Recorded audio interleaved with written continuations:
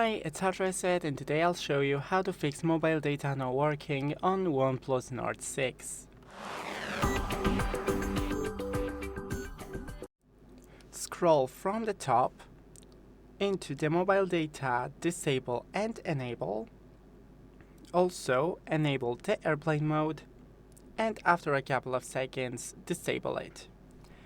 Then into the SIM more settings, SIM 1 disable and enable. Also, you can just take out the SIM card and put it in once again. And that's it. Thanks for watching. Don't forget to leave a like and see you in the next one.